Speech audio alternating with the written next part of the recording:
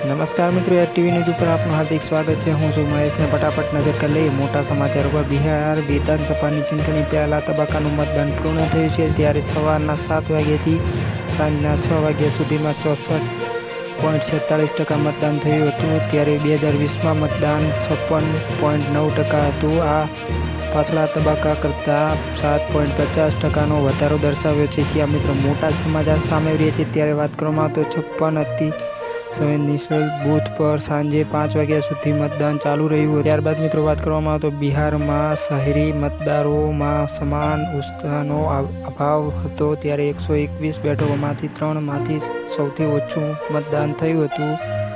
રાજધાની પટનાના શહેરી વિસ્તાર મહરા 39.52, દીધામાં 39.10 અને બાકીપુરમાં 40 મતદાન થયું હતું। જ્યાં મિત્રો મોટા સમાચાર સામે રહે છે। બસ અત્યારે આટલું। તમારી સાથે જોડવા માટે લાઈક, શેર અને સબસ્ક્રાઈબ પણ કરી દીધું।